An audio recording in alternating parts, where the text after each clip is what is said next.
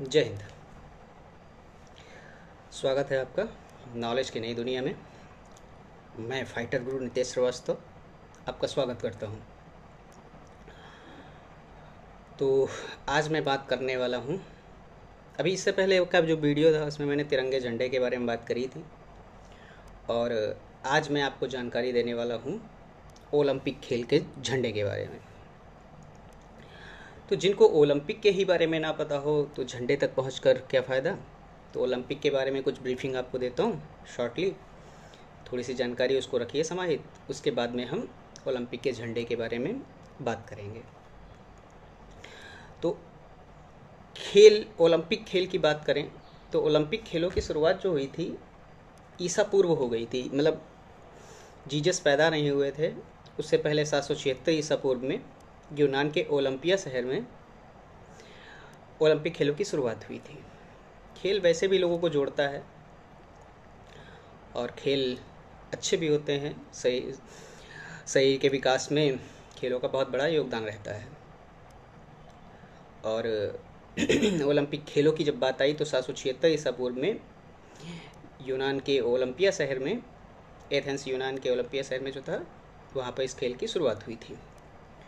और उसके बाद भी ये खेल होते रहे। आधुनिक ओलंपिक खेलों की जब बात आती है ना, कहेगा आधुनिक ओलंपिक खेलों की शुरुआत कब हुई, तब आपका आंसर पहुँचेगा 1896 में। आधुनिक ओलंपिक खेलों की शुरुआत जो हुई थी पेरे डे कुबर्टिन के सहयोग से आधुनिक ओलंपिक खेलों की शुरुआत हुई थी यूनान में, एथेंस यूनान में, वो भी कब 1896 में। तो ओलंपिक खेल जो होते हैं ना ये 4 वर्ष के बाद होते हैं। 4 वर्ष के बाद खेल जो होने वाले होते हैं, जैसे कि क्रिकेट का विश्व कप हो गया वो 4 वर्ष में होता है, फुटबॉल का विश्व कप हो गया वो 4 वर्ष में होता है, आपको याद रखना पड़ेगा। और हॉकी का भी विश्व कप जो होता है वो 4 वर्ष के बाद ही होता है। ऐसे ही ओलंपिक खेल जो होते हैं वो 4 वर्ष के बाद होते हैं। अंतर्राष्ट्रीय ओलंपिक समिति जो है ना, इसका मुख्यालय लुसाने स्विट्ज़रलैंड में है। स्विट्ज़रलैंड की राजधानी क्या है आप बताइएगा, उम्मीद करते हैं बहुत सारे जवाब गिरेंगे, आपको पता होगा। तो यहाँ तक की जानकारी में आपको ये पता चला कि ओलंपिक खेलों की शुरुआत 776 ईसा पूर्व में यूनान के ओलंपिया शहर में हुई थी, और आधुनिक ओलंपिक खेलों की शुरुआत जो हुई थी वो हुई थी 1896 में पेरे डे कुबर्टिन के द्वारा, या उनके सहयोग से कह लें, और ये हुआ था यूनान में, एथेंस यूनान में। ओलंपिक समिति का मुख्यालय की बात आएगी तो आपको लुसाने जाना पड़ेगा, वो भी कहाँ, स्विट्ज़रलैंड। ओलंपिक खेल कितने वर्ष के बाद में होते हैं तो उतने ही वर्ष के बाद में होते हैं जितने क्रिकेट, फुटबॉल और हॉकी का विश्व कप जितने वर्ष के बाद होता है। और याद रखेंगे क्रिकेट, फुटबॉल और हॉकी में खिलाड़ी भी समान होते हैं, कितने, 11 खिलाड़ी होते हैं। अब मैं आपको बताता हूँ ओलंपिक झंडे के बारे में। ओलंपिक झंडा जो है इसका डिज़ाइन बनाया था पेरे डी कुबर्टिन ने।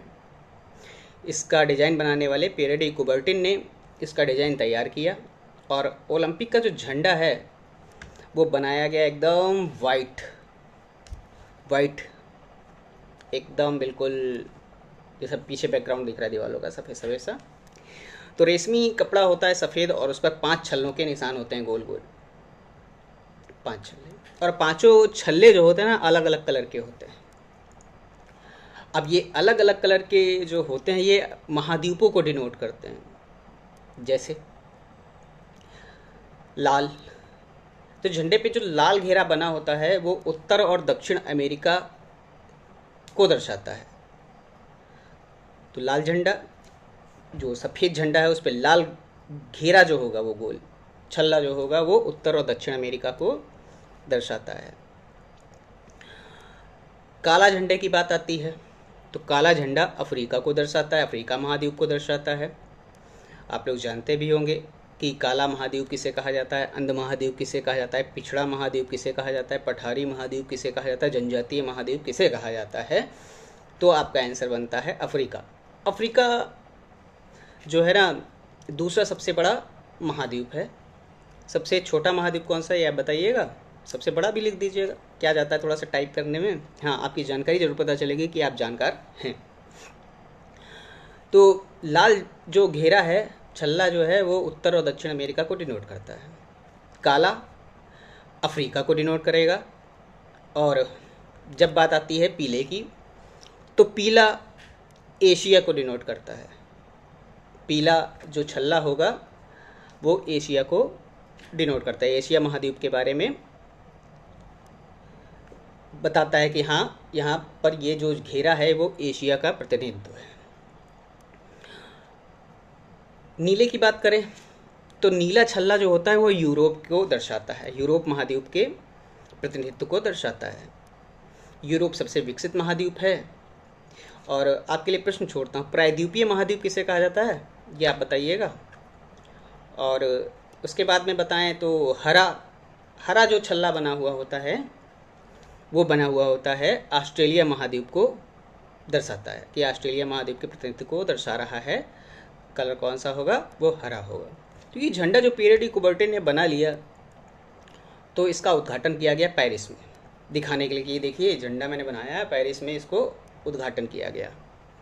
लेकिन ओलंपिक खेलों की जब बात आएगी कि ओलंपिक के खेलों में झंडे को कब अपनाया गया या कब इसका पूरी तरीके से इसको दर्शाया गया, लोगों को पता चला खेल के दौरान, तब वो हो जाएगा आपका 1920 में, जो बेल्जियम के एंटवर्प में जो ओलंपिक खेल हुए थे वहाँ पर इस झंडे को फहराया गया था। और वहाँ पे सभी को ये बताया गया कि ओलंपिक का ये झंडा अब यही रहेगा।